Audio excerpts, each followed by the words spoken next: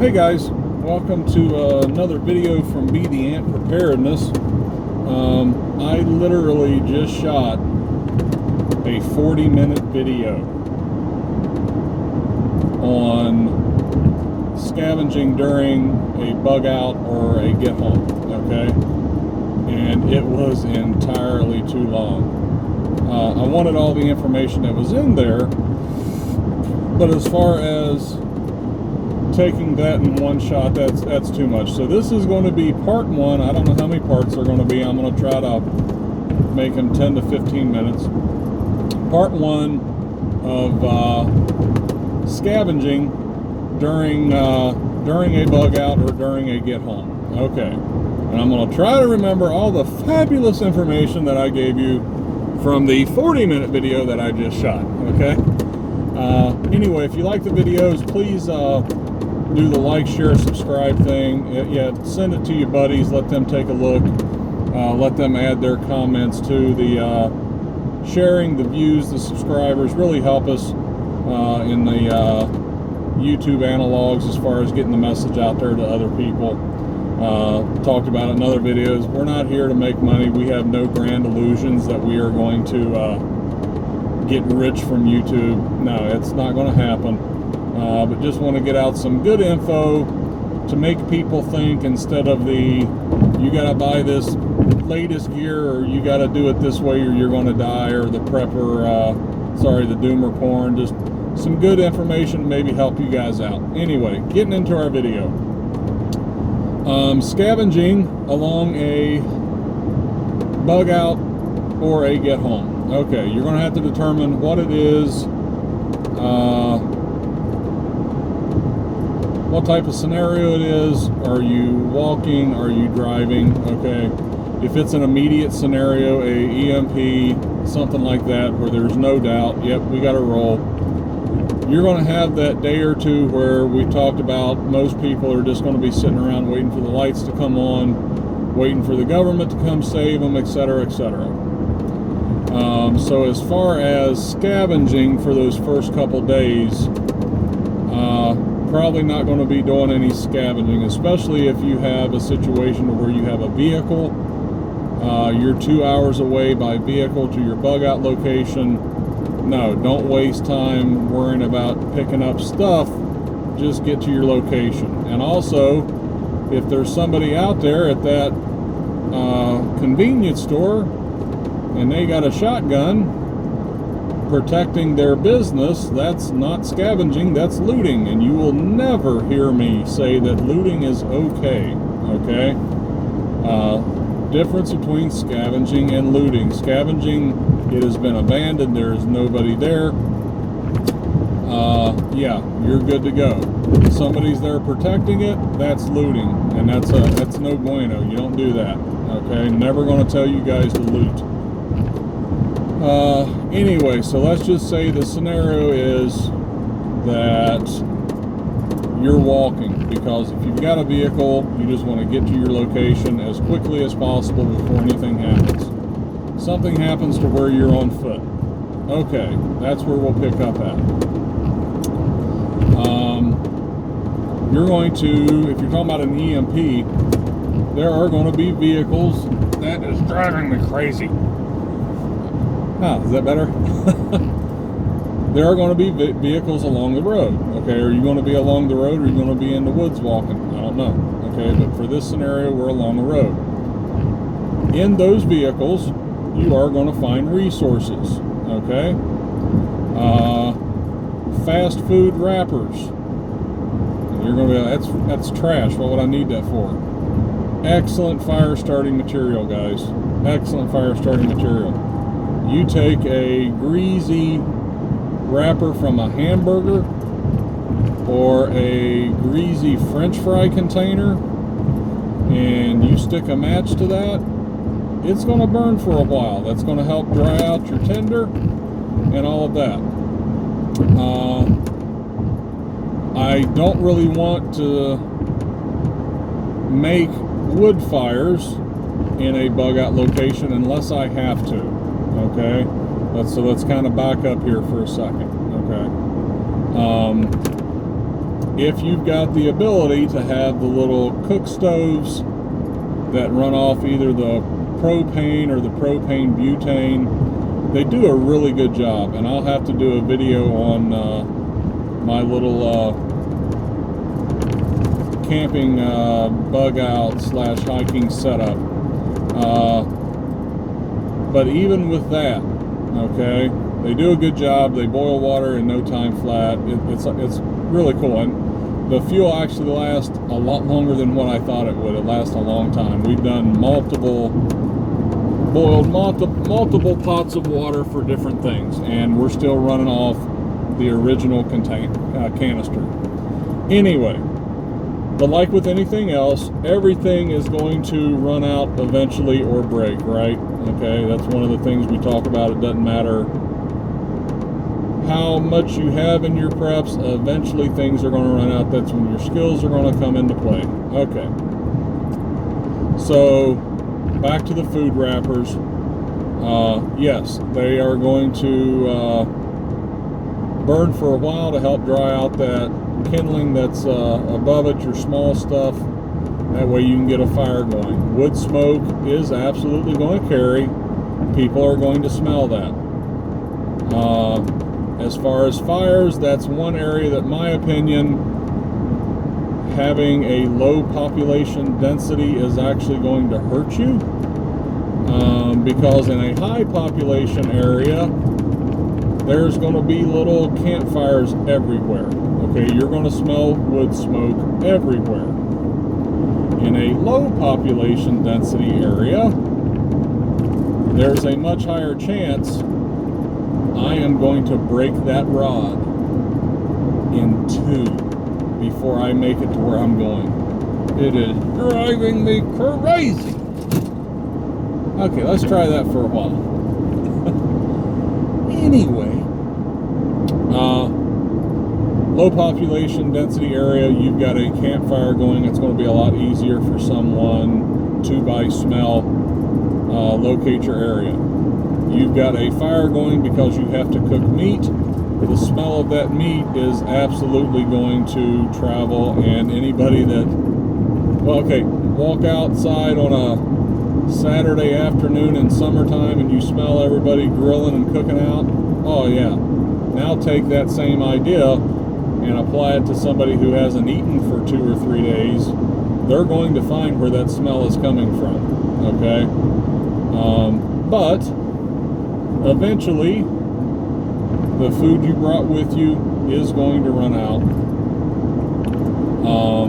and you are going to have to do something. You're going to have to, depending on how long you are. If you're talking, if you've only got a 4-day to 7-day walk to your bug out location, you should be able to carry that much food. Okay, when you get out beyond a week, it's going to start getting tougher. Is it possible? It's absolutely possible. But you're going to be carrying a lot of weight on your back because you're going to be needing all of your goodie, your gears, your shiny things, in addition to your water and your food now, okay? Anyway, so enough on that.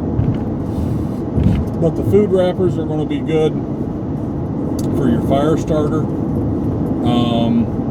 If you come across the power cords for the cell phones that are in every car out there right now.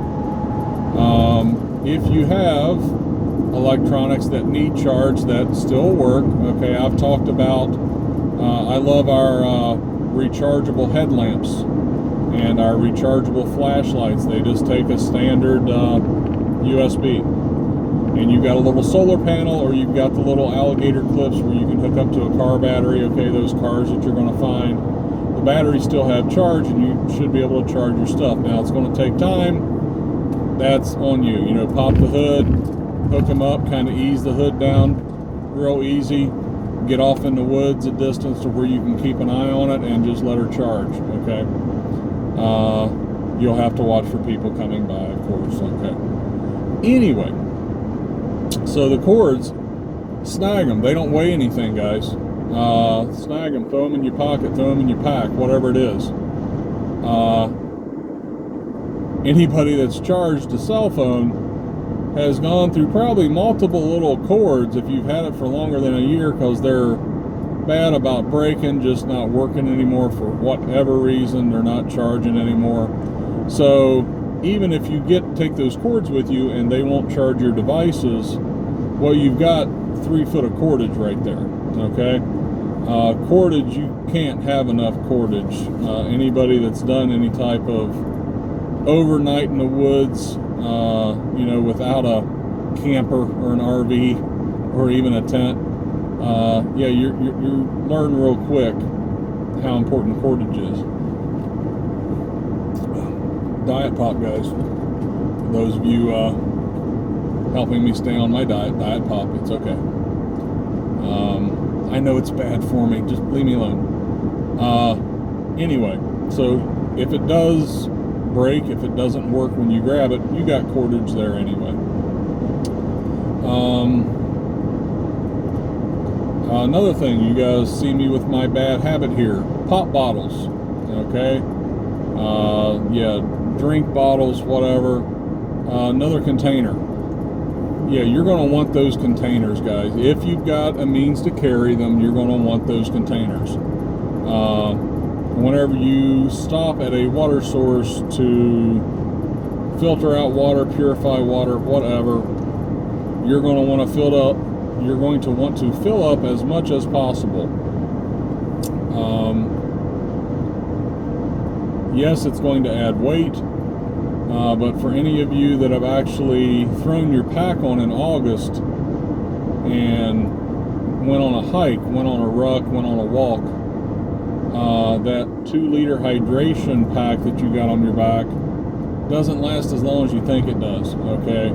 So when you do stop to fill up water, you want to fill up as much as possible. It is going to add weight, but the more you can carry is the less times you got to stop. There is that trade-off. You don't want to be carrying 10 gallons of water, which equates to about 80 pounds on your back, okay? Yeah, I understand that. But, yeah, as far as vehicles, you never know what you're going to come across. You have to look at everything now through the eyes of preparedness, through the eyes of survival. Those clothes that they are strewn all over the highway, that cotton t-shirt, now you can use that, and you're like, well, that's somebody else's nasty t-shirt. Okay, yeah, you can use that to make char cloth if it's 100% cotton. You can use that if somebody has injured themselves. If you take that shirt and you boil it, okay, you sanitize it, you can use that as a dressing. You can use it, yeah, wrap it around your head to keep the sweat out of your eyes, okay? There are going to be uses for clothing other than just to wear as clothing. My wife, anytime the kids outgrow something, we donate what we can, okay, if it's in decent condition. But any of you with boys know that by the time they outgrow it, typically it's wore out, okay? So what I do, I take all the clothes that are not donatable and I'll throw them in a bag and I'll take them out to our location. And well, why in the world are you taking those out? Well, you don't know. Use it as a rag, use it as a pot holder, you know, to grab pot off the fire. You have to watch 100% cotton, you know what I mean? But there's going to be multiple uses that you can use that t-shirt, those old pair of jeans. Jean material makes really good char cloth, okay? 100% t-shirt, yep, make good char cloth. Well, why do I need char cloth? I got lighters. Yep, you got lighters, but like with anything, that lighter is going to run out eventually. It's going to break. Something's going to happen. On lighters, I'll touch on lighters real quick. I got like 15 minutes here. For preparedness, for survival, I do not like the Zippos. Okay. And, oh, Mama Deer and her fawn. Sorry, had to make sure it didn't smash them. Okay, lighters. Don't like the Zippos for preparedness, for survival. I love the Zippos. Who doesn't love, opening her up and hitting it, you know what I mean? Hitting it. But I've got Zippos. But as far as preparedness, you fill up that Zippo and you stick it in your pocket. It's part of your EDC, right? Your everyday carry. Well, after 2 weeks, you go to light that sucker up, and all of a sudden it doesn't light because all of the fluid has evaporated. Your Bic lighters, okay, pretty good. But the only problem is if you throw it in your pocket and it depresses the little thumb switch. If somebody knows what that's called, tell me. I don't know. But you guys know what I'm talking about.